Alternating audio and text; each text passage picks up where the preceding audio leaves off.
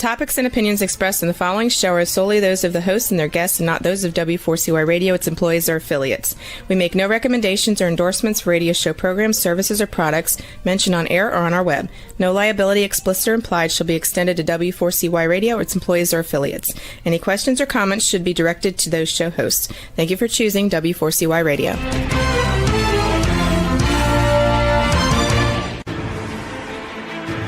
What's working on purpose anyway? Each week, we ponder the answer to this question. People ache for meaning and purpose at work, to contribute their talents passionately and know their lives really matter. They crave being part of an organization that inspires them and helps them grow into realizing their highest potential. Business can be such a force for good in the world, elevating humanity. In our program, we provide guidance and inspiration to help usher in this world we all want, working on purpose. Now, here's your host, Dr. Elise Cortez.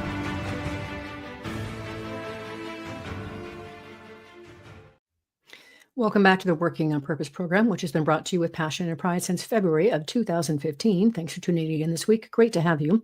I'm your host, Dr. Elise Cortez. If we have not met before and you don't know me, I'm a workforce advisor, organizational psychologist, management consultant, logotherapist, speaker, and author. My team and I at Gusto now help companies to enliven and fortify their operations by building a dynamic, high-performance culture, inspirational leadership, and nurturing managers activated by meaning and purpose. And did you know that inspired employees outperform their satisfied peers by a factor of 2.25 to 1? In other words, inspiration is good for the bottom line. You can learn more about us and how we can work together at gusto-now.com or my personal site, elisecortez.com. Getting into today's program, we have with us today Brian Cunningham, who has navigated a journey from a hospital parking lot attendant to CEO. He has studied the leadership followership dynamic at every level within a complex organization, and as a lifelong student of leadership and an explorer of numerous approaches to expanding our awareness, Brian has sought to uncover the larger possibilities of service as a leader, and most importantly, how to then integrate these discoveries into the day-to-day practice of leading in our increasing complexity. As an outcome of his years of real-world experience, Brian has written 3 groundbreaking books that illuminate the keys to our natural progression into the highest levels of leadership service. We'll be talking today about his latest book, Leadership, The Universal Principles, and today we'll discuss the 2 universal principles that are foundational to our growth in leadership and in life, and then touch on the 10 levels of leadership he's discovered that are available to us to create our own unique path of leadership mastery. He's joined today from Omaha, Nebraska. Brian, a hearty welcome to Working on Purpose. So good to see you, Elise. Great to be here. As I said to you in our exchange, I am so wildly impressed with what you have done, Brian. You know, as you said before, I do read a lot of books cover to cover for this 10-year podcast. And I have learned a lot about the perspectives of leadership as a result of that. But I will tell you that what you put in this book, Leadership, the Universal Principles, is so deep and dense, yet accessible. I'm really impressed. Thank you so much. It means so much coming from you. Thank you, Brian. Well, you know, you and I talked about this when we had our first conversation, but we have to really kind of start with this really titillating idea that, you know, your own journey starts from being a parking lot attendant, and somehow you found your way to the CEO status for quite a few years. What happened? So, you know, just like everybody else, you start out, you're young and a little bit confused in life. But even at a young age, coming out of my teens, I had this sort of yearning to discover purpose and meaning in life. And that was sort of the driver of everything that I was thinking and doing. And, you know, I just sort of tripped into a job. My brother got me a job at this large hospital in Philadelphia, Thomas Jefferson University Hospital. And my first job there, I was a parking lot attendant. And I can still park very well to this day, by the way. But what I discovered in that job, in healthcare, working in this large hospital, even though I was not even in the hospital, that something was different in healthcare. The people that would come, the customers, so to speak, visitors, families, something was different. They were either coming there because they had a loved one, you know, who has had some trauma or illness or a birth or a death. You know, the whole environment is infused by a different level of emotion, of energy. And even in my young, confused self, I was picking up on this, like something's different. Later on, you know, I did pretty good as a parking lot attendant. I got my big promotion as an elevator operator. and then as a transport aide, wheeling patients around this massive hospital, so many years as a transportologist, and then went back to school. I became a nuclear medicine technologist, but later went back as an occupational therapist. And along these years, I just want to emphasize everything I was seeing and learning was informed by this sort of yearning for meaning and purpose. And so I was reading since, my late teens about different indigenous cultures and the wisdom that they provide, and Eastern traditions and all these things, while I was trying to figure this out through the lens of being parking lot attendant, transportologist, all these things. And so the growth was happening simultaneously. I was watching the leadership followership dynamic as I went along and questioning things. Going to school as an occupational therapist, serendipitously, right? Occupational therapy has its foundations in meaning and purpose. Meaning, and they define occupations as meaningful activities, meaningful daily activities. Came out of the work with rehabilitating veterans in World War I and getting people back to doing occupations, meaningful activity. And so this was one of the parallels to the work that you're doing and how, we have this connection. So many years as an occupational therapist, right? But you get still pulled along by life. The intent of life is always moving towards greater complexity, greater opportunities to serve. And I connected with that at some point. I got an opportunity to move into hospital operations, had moved out to the Southwest, out to New Mexico area, and got into hospital operations and formal leadership positions, and got really more clear about my purpose, which was to serve Elise, right? That simple thing that so many of us finally come to. Yeah. It took me too long to figure it out, but once I connected with it, it was off to the races. And got inspired by our CEO at the time, John Rosfeld. He told me that in my job, I get to serve a lot of people. So I said, oh, then I want your job. And he said, oh, okay, I'll help you. Right. So, of course, it's back to school again, all those things. And finally, after maybe, about 35 years since I was doing parking lot attendant, I got the opportunity to serve as a hospital CEO in New Mexico, and got the opportunity to, now sort of deliver on all the things, all the reading, all the studies, all the school, all of the commitment to purpose, all of the real work. I love the way you talk about it in your latest book. You still got to do your work. Yeah. And so all that work on the being and doing of leadership and life came into play. And we were fortunately, with a great team, able to move through some incredible challenges. Later, I got an opportunity to serve as a hospital CEO at a hospital in Hawaii, which I did for the last 7-ish years. And again, really incredible challenges, but met by an incredible team of humans, and were able to do some great things, and ultimately resulted in the planned acquisition of that hospital by the largest hospital system in Hawaii. And that sort of brings us up to just about the moment. So yeah, it was first sort of this synchronicity, right? Getting pulled into this job and somewhat informed by my commitment to service, meaning and purpose, and just keep moving forward.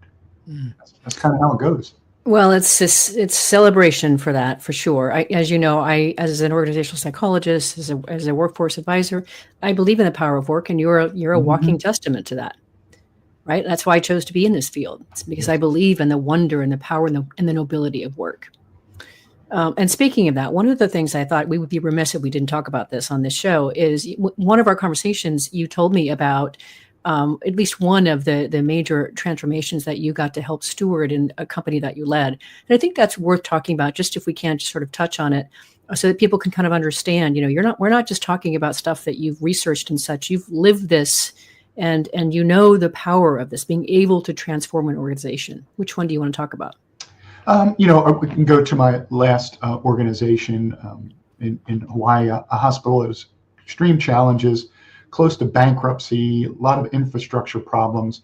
But what they did have is a bunch of incredible, committed people And in healthcare, that starts from the environmental services people all the way up to nurses and physicians, and of course the board and the community that supports all this. So as you know, it takes a team to do anything in this complexity. Yep. And I was fortunate enough to be invited into that situation to help, to serve, to create an opportunity for us to create a sustainable pathway. And our only pathway was acquisition by a larger organization, and which proved to be quite challenging when you're a struggling organization close to bankruptcy with lots of capital infrastructure issues. Very challenging. But through the engagement with everybody on the team and through this larger organization, after 7 years it took us, right? COVID happened in the middle of all that and all those challenges. But it was through applying, right? This applied awareness, which we're going to talk about. It's nothing special that you do. It's how you do it and how you engage with everyone. It's not about some secret, tool or plan, we got to do this or we got to do that. The plans are created through engagement with everybody involved. The plans kind of emerge to you over time, and through, practices and expanded awareness honed in the workplace itself, we're able to see these sort of subtle opportunities present themselves to us over time. And then we're able to step into them and engage with these opportunities and engage the people that is required to move these things forward. So it's a little bit, difficult to articulate because there was no secret, no special. I'm not smarter, better, faster, quicker than anyone. It's this lifelong commitment, to service and commitment to expanding awareness and working with the subtleties of the workplace. Mm-hmm. Beautiful. And I think as we go on here, as we talk about the concepts in your book, and then of course the levels of leadership, I think some of this stuff will kind of get fleshed a little bit further as well. But I do want to start by, in terms of the conceptual aspect of your book, the first universal principle of 2 is it all starts with awareness. So help us understand just a bit more, because you've written a big, very hefty book about this. Help us understand just, concisely, what do you mean by that? Sure. As we're all attempting to simplify this complexity that we work in, what became clear to me over time is there's a couple universal principles that we can sort of anchor ourselves to. And the first one, right, it all starts and ends with our awareness, period, right? We know this. Modern physics tells us this, our own personal experience. Without awareness, there can be no sort of understanding of the stimuli that's coming in. So it all starts for awareness. Seems simple, but there's a lot of depth to it, a lot of breadth and depth. So over time, after reading about awareness for quite literally 30 years, I still was not clear functionally what it was, how to use it. So that became sort of my quest and my practice. I sat with awareness, staring at awareness. What is it? How does it work? What are the levers of it? And what emerged over time is really sort of some simple concepts. And that is our awareness, right, is made up or represents our perceptual abilities as a human, our individuated awareness. And the levers of our awareness are our attention, our focus, and our intent. Our attention could be likened to a video camera, right, that we can point in any direction and hold, right? And when we exercise this over time, we are not pulled away. Our attentions are not pulled away by the latest shiny object or something out the window. Our attention is an extremely powerful element of our awareness and our ability to serve as a leader. Our focus, we could liken that to the lens of our video camera, right? We can zoom in and out or go wide angle. And the purpose of our focus is to extract further information from the scene of our attention. So our attention sort of frames, a bundle of information, and our focus then extracts even more gross and subtle information out of it. And the last lever is our intent, which is really the foundational impulse for all our being and doing in the world. And it sort of guides the use of our attention and focus. If we are not clear and connected with our core intent, we will just sort of go whichever way the wind blows or whatever way the predominant programming is dictating for us. Mm-hmm. So it was about clarifying first what awareness is functionally. Amazing. It's incredibly well explained. Well, then that brings us, and let's hit this before we take our first break. You are the, let's see, awareness quotient guy. That is really, your camp. So help us understand, what's an awareness quotient? Okay, great step. And, when I was dealing with awareness and I was talking about awareness in the workplace and this concept of AQ, I thought it was a thing, Elise, that, like everybody knows this stuff. Yeah. And intuition is the thing. So I was doing something, I was going to present something. So I decided to, do a little research, and I could find nothing on awareness quotient and no books. There was a couple little articles that were, a little bit superficial at that time. So I said, well, okay, we're going to have to clarify this further. And so looking at it, working with it, what emerged to me is that there are 4 key domains to our awareness quotient. Our awareness quotient, if we were to put meaning to it, we could define it as the depth and breadth and clarity of our awareness, right, applied to life. The 4 domains of our experience in life, which are our internal environment. Some people call this self-awareness, but this is really much deeper. All of our thoughts, beliefs, feelings, emotions, and the awareness out of which all that comes. And our external environment, all the other people out there, our social constructs, our environment, our social institutions, our technologies.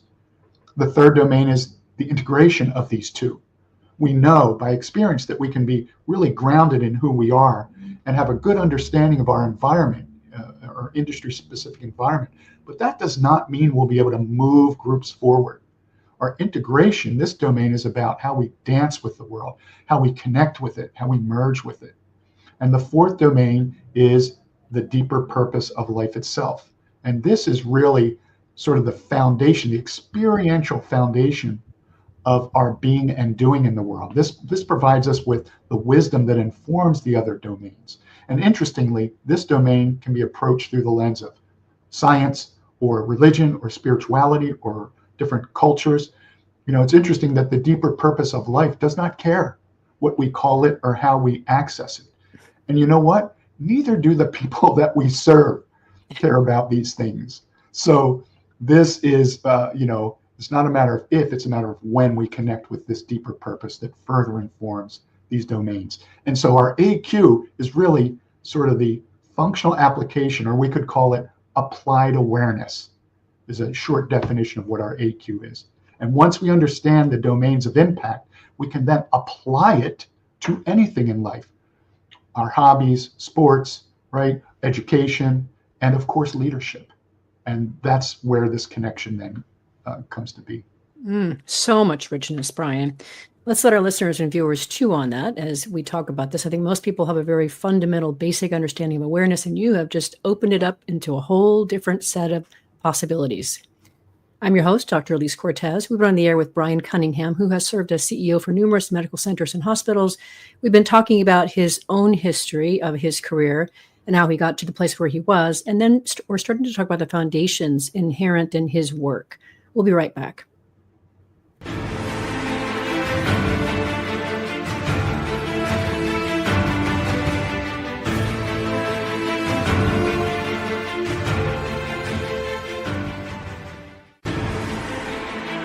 Dr. Elise Cortez is a management consultant specializing in meaning and purpose, an inspirational speaker and author. She helps companies visioneer for greater purpose among stakeholders and develop purpose-inspired leadership and meaning-infused cultures that elevate fulfillment, performance, and commitment within the workforce. To learn more or to invite Elise to speak to your organization, please visit her at elisecortez.com. Let's talk about how to get your employees working on purpose.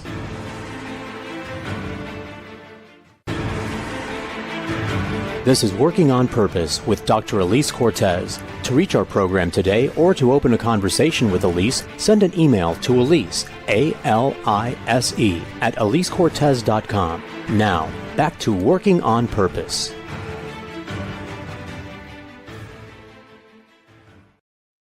Thanks for staying with us and welcome back to Working on Purpose. I'm your host, Dr. Elise Cortez. as I am dedicated to helping create a world where organizations thrive because their people thrive. They're led by inspirational leaders that help them find and contribute their greatness, and we do business that betters the world. So I keep researching and writing my own books.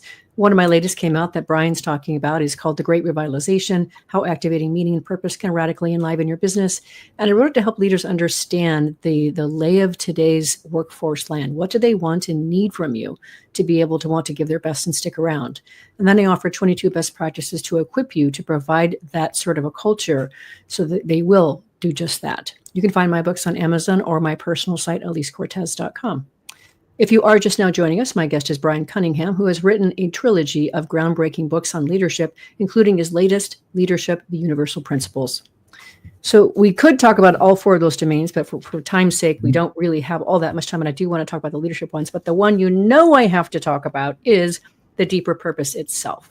Yes. So can we dive a little bit deeper into that one? As you and I've spoken about before, and you even said on your own path, and both of us share this, we have both been fascinated by meaning and purpose, and we're not alone in this quest. Yes. And, as you very well know, this is the question behind most of the questions in our lives. And, in mine, in yours, and everybody's, whether it's spoken or unspoken, conscious or unconscious, that's the question beneath the question. So we can ignore it, as long as we want in life, but at some point, it's going to become important to it.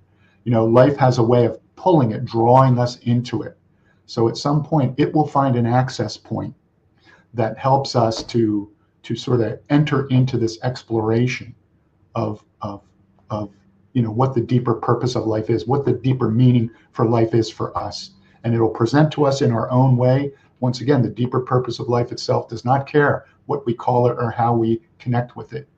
And once we do, our life takes on a whole nother level of meaning. Our leadership takes on a whole level of new meaning. Our service to the world takes on a whole another level. It becomes the sort of the anchor and the energy source, right, for everything we do. It's that important. It's critical. I love it. Now, I really want to dive into the second universal principle, and I think it's going to relate to what you were saying before about being pulled. My own experience as I've gone along is that I have felt compelled by things, especially meaning and purpose. I mean, it's like got me around the throat and it's pulling me along kind of thing. It wasn't this subtle little thing. It was like, hit over the head kind of thing. So your second universal principle is all life unfolds along a natural development progression. Now, that word unfolds is also interesting to me. I discovered it when I was researching meaning work and identity.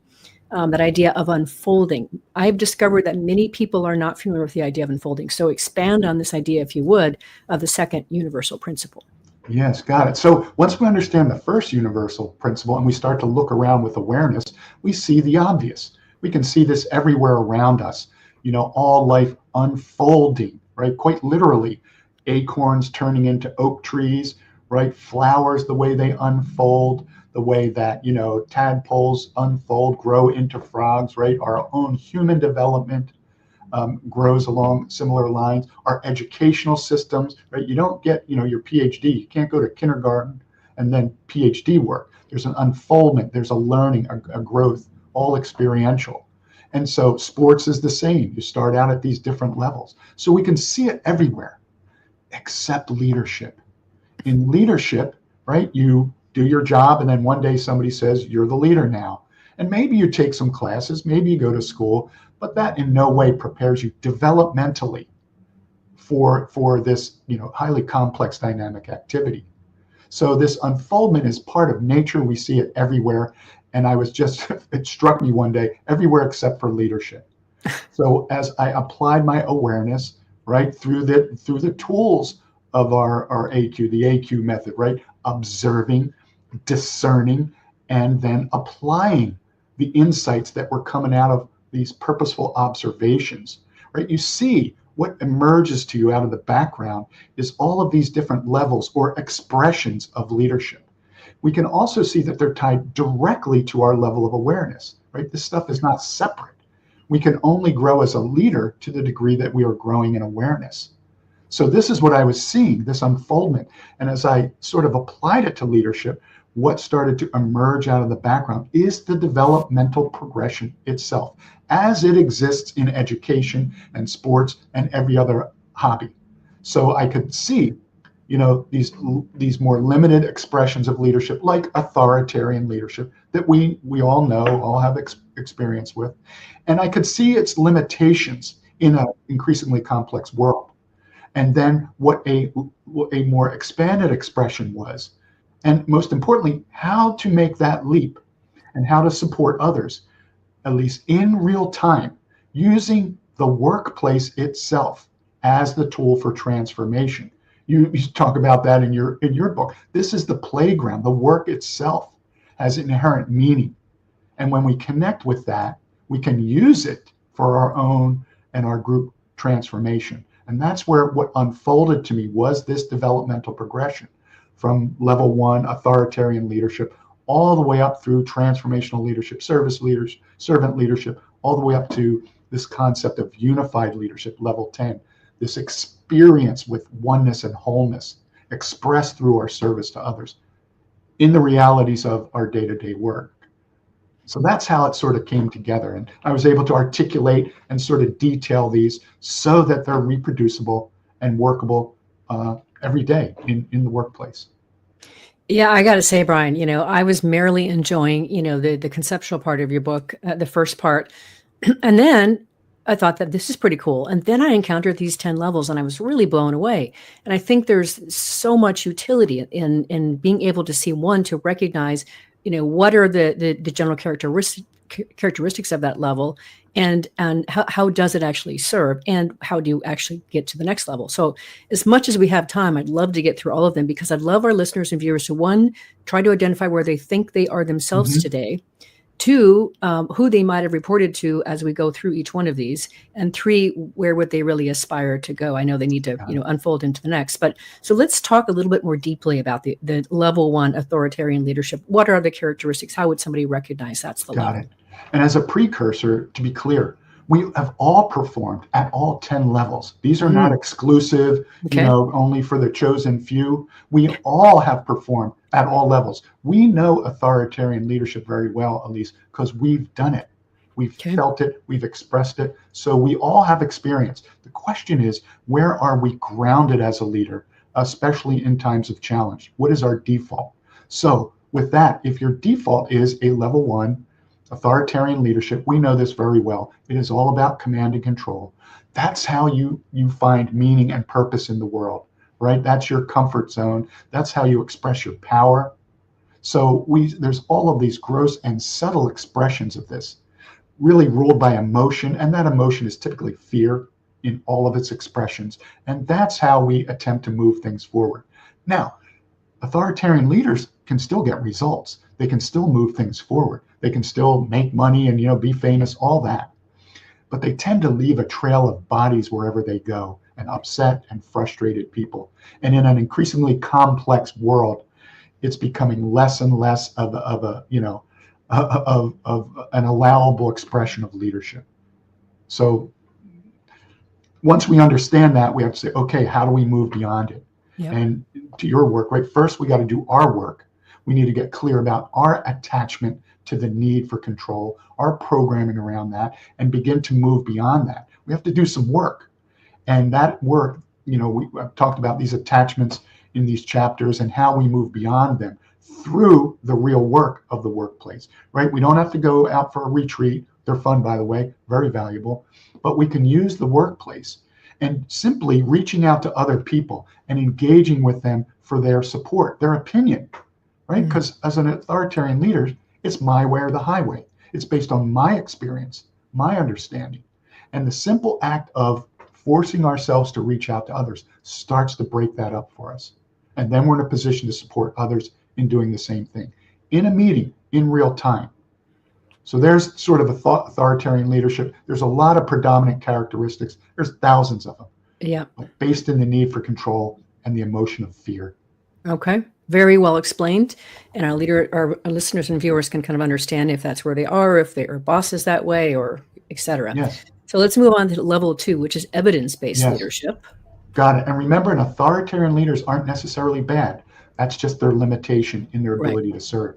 Right. However, as we start to reach out to others and utilize the up-leveling strategies, one of which is very simply to do some additional research, to clarify the problem through some research.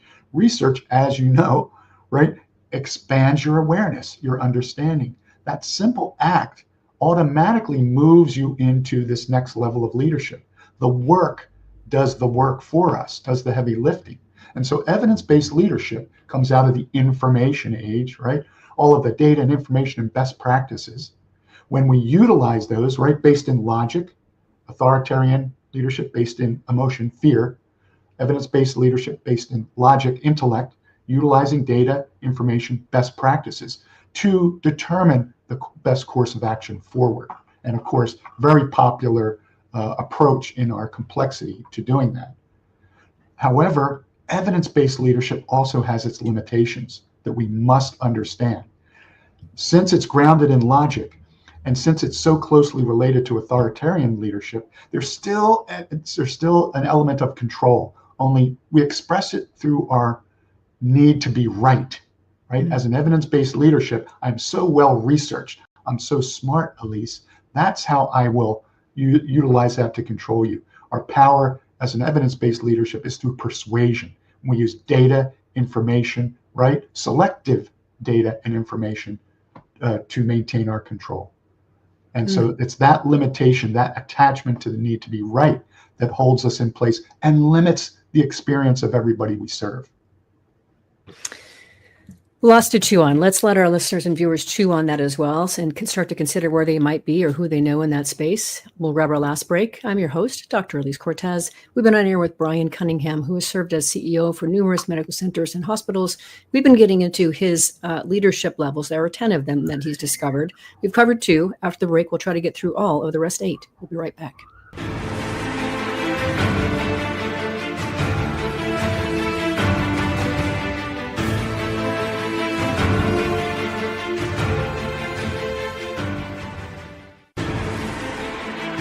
Dr. Elise Cortez is a management consultant specializing in meaning and purpose, an inspirational speaker and author. She helps companies visioneer for greater purpose among stakeholders and develop purpose-inspired leadership and meaning-infused cultures that elevate fulfillment, performance, and commitment within the workforce. To learn more or to invite Elise to speak to your organization, please visit her at elisecortez.com. Let's talk about how to get your employees working on purpose.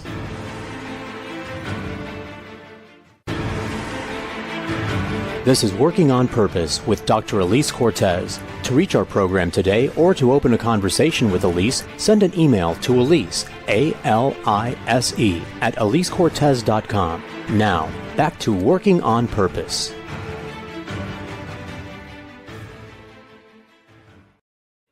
Thanks for staying with us and welcome back to Working on Purpose. I'm your host, Dr. Elise Cortez.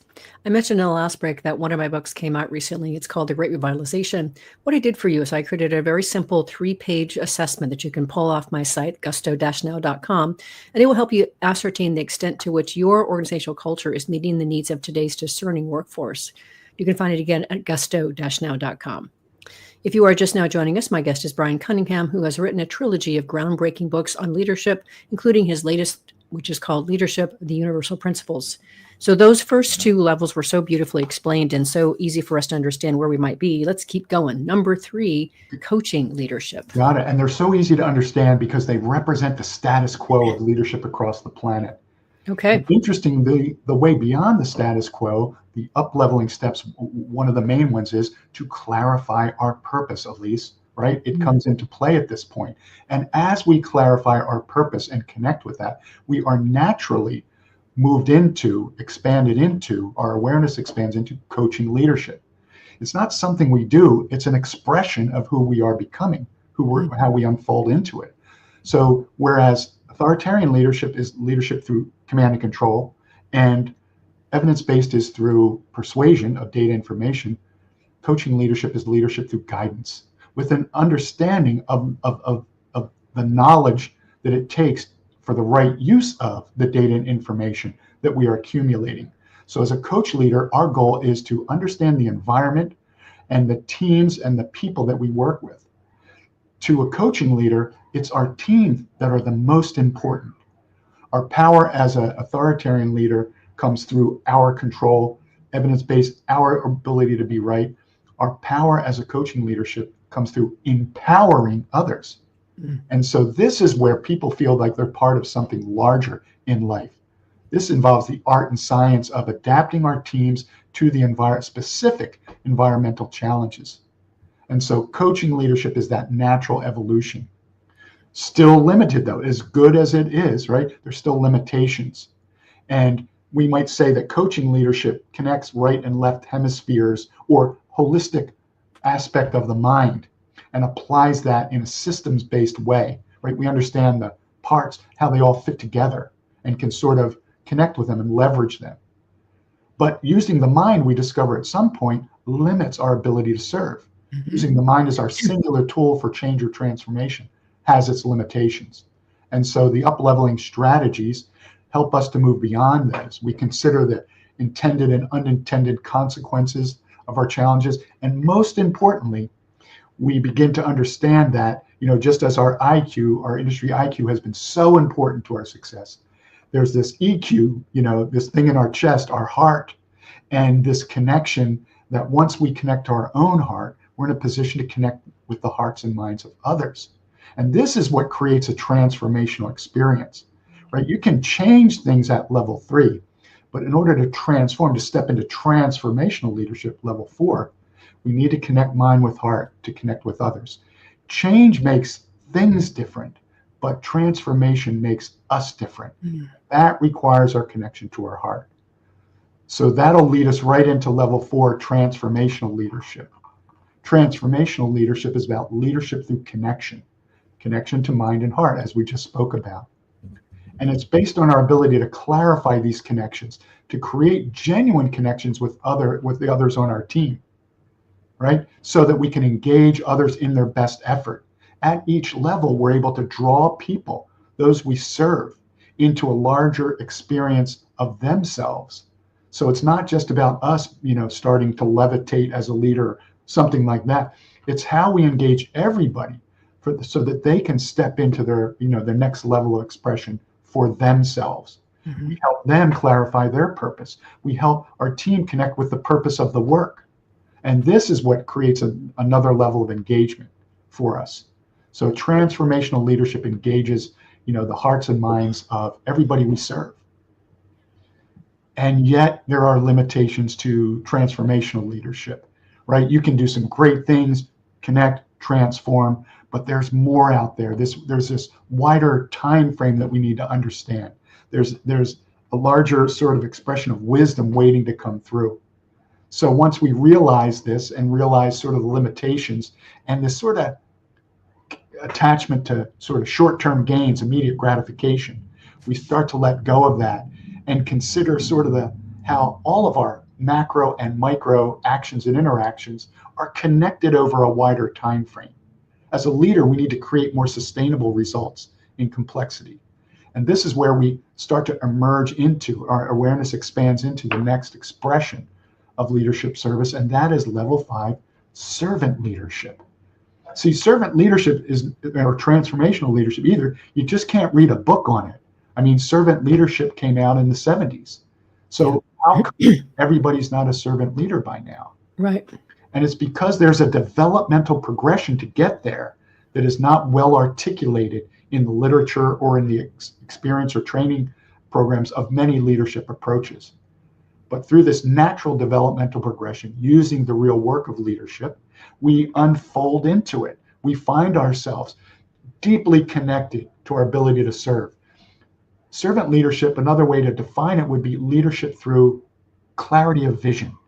Seeing these connections over a longer period, a longer time frame, understanding the cause and effect relationship of everything we think and say and do, and being able to integrate that into a basic project in the workplace in real time, and to pull people into a larger dialogue about the intended and unintended consequences of our planned actions over a wider time frame. So this is grounded in the real work of creating sustainability. So that's the unfoldment through the first 5 levels. And obviously, servant leadership, very high level of service. And another key point about the developmental progression is, as you know, it's not levels stacked on one another. It's like an expanding ball. So each level incorporates everything from the previous level. It builds on itself, just like our experience as humans or in education. Everything builds on itself. So as a servant leader, we have access to all of the previous approaches to leadership, yet we express them in a way that doesn't create, we can still be directive as a servant leader. It's not wishy-washy. It's not, it is a very strong stance as a leader, grounded in service and connection, right? We can still give clear direction, but without the need to dominate somebody or belittle them, so it looks and feels completely different than the direction given by an authoritarian leader. Mm-hmm. So there's 1 through 5. If we develop across these levels, we are in a really good position to do amazing things in service to our people and our organizations. And yet it kept unfolding for me. I kept seeing further expressions. Keep going. Let me just say this first. What I so appreciate about your work, Brian, and that excites me down to my last toenail back 27,000 times, is that it just, for me, in my work of helping to catalyze leaders to their highest, best service, and to be able to, develop organizations that are vibrant and thriving, I'm so excited to see that there is so much that we can unfold into as humans, and that is just gets me. Keep going. Number 6, transcendental leadership. Yeah, so the attachment that then holds us as a servant leader, which is an amazing place to be held up, but there's more. At some point, you're getting pulled. What else is next? And so, the attachment that we usually experience at this point is this attachment to what we think we know. Even in our wisdom, we can get attached to that. And as we begin to release that, as we begin to consider sort of these larger whys behind the whys, we just quite naturally move into the next level of leadership expression. And that is this concept of transcendental leadership, right? Leadership through direct insight, where we're transcending even what we think we know and moving into this really purposeful exploration of, reality and possibility. We're no longer trying to solve problems. We are looking at possibilities. And so this is a approach to leadership that is very grounded in creating the potential futures of our organization and the potentials of everybody that we serve. So it grounds us in this direct insight. We can clearly understand very deeply the why behind the why of many on our teams, our projects, the goals and objectives of the organization, the strategic plans, and again, address things in a more expanded perspective. So I'm just going to keep rolling. You stop me at any time. You got this. You got the mic. Go. At some point, right, we feel the limitation of even this transcending of what we think we know. And we come up against very often this illusion of separation, right? We have to tackle this at some point. Some do it earlier, but at some point it will happen. And through this engaging with all of the ambiguity and all this complexity, we are just moved into this requirement of connecting with others in order to accomplish things. This starts to move us beyond this illusion of separation and into level 7, which I term, mystic leadership. You'll see that term out there. I don't know that it'll be defined this way, but this is leadership through direct experience. This is not about talking to people about what it's about. This is not about, setting out the plans and that's 3 steps. This is about creating direct experiences with ourselves and others in creating possibility from the seemingly impossible, right? So much in our complexity these days, it's like, what? We never had to deal with that before. There's nothing in the handbook about this. How do we deal with this? These seemingly impossible situations. And through this expansion of our awareness, we learn through experience how to step into that. It's very common in leadership to be comfortable with ambiguity. Every leader says they're comfortable in ambiguity until they're in ambiguity, and then watch things start to crumble and they default to, wherever their default level is. But as a mystic leader, we become comfortable, energized, excited about the unknown. We're drawn to these projects that others run away from, and we're drawn into them. We're drawn in to serve there, to see, to look at, stare at the subtleties of life. Life is always speaking to us, sharing information with us. The universe is made of information, energy, and it's always presenting itself. And the deeper we sort of work with this, it starts to emerge these little sort of snippets of insight that we can then start to connect these dots. So it's a very practical approach to working in really challenging situations and working with people to clarify the path forward and move in that direction. And then we come up against, an opportunity. We feel the pull. There's more waiting for us. We can sense these larger possibilities. We also sense this common experience of leadership where we downplay what leaders are really doing, the value of it, right? It's always about the team. It's always about somebody else. And that has a purpose to it, to stand up our teams, right, first and foremost. But at some point, as we're starting to work with other leaders to help them to step into the larger expression of themselves, we need to be really clear and honest about these larger possibilities. And as we go about that process, we move into this next level, level 8, awakened leadership. And this is viewing leadership as a genuine path to awakening as a human being, right? The challenges of leadership, they're all in there, right? All of these paths to awakening from Eastern and Western sort of religious and spiritual approaches, it's all in the workplace. It's all in the daily challenges. This is where the real work occurs. So we can see it and experience it as a path to awakening and start to articulate the fundamentals of leadership and the possibilities in a way that others who are on this journey and passionate about service can connect with and say, oh, okay, I see. And it sort of calls them, pulls them into a larger version, larger expression of themselves in service. And so this is the expression of level 8 awakened leadership. We are able to articulate complexity in a way that others can connect with. And then we are pulled, and we feel at some point, well, as we're working along this path of awakening, that there are these challenges imposed by social constructs, right? Our social institutions that we are held to and working within. And at some point, we begin to see them for what they are. That, oh yes, we work in them, but we are not bound by them. We need to understand them. We need to respect them, but we see them for what they really are, which is really sort of our collective search for meaning, right? So that we can bring meaning to the chaos of the world. But they can bind us at some point. Well, we can't do that. We can't think about that. And that's not the way I was taught. Well, once again, we can respect that. We can understand it. And we can, at the same time, move beyond it. And the next level then is this concept of integrated leadership, level 9. And this is leadership through active presence. We've got like 30 seconds for this, so go for it. Deep presence, right? Yep. And our ability to work with reality as it's emerging, unfolding. When we work with reality as it's unfolding, we're in a better position to sort of influence movement forward, which leads us into this experience, unified leadership, or the oneness with everybody, and that expression of service to others. That's the short version.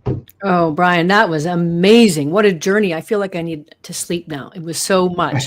I'm so grateful to know you, Brian, my friend, and to be elevated by you, to learn from you, to share with my listeners and viewers around the world.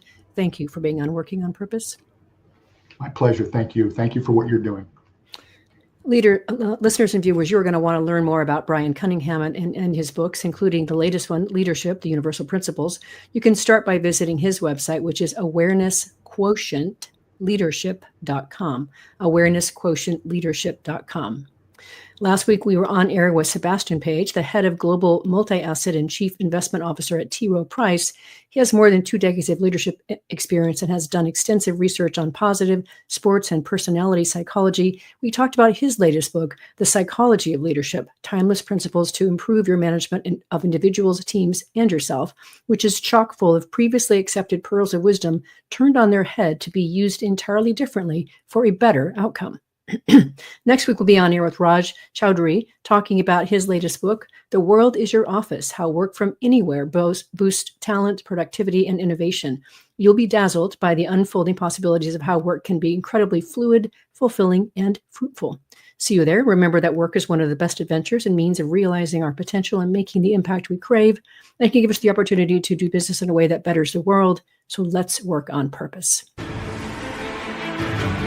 We hope you've enjoyed this week's program. Be sure to tune into Working on Purpose, featuring your host, Dr. Elise Cortez, each week on W4CY. Together, we'll create a world where business operates conscientiously, leadership inspires impassioned performance, and employees are fulfilled in work that provides the meaning and purpose they crave. See you there. Let's work on purpose.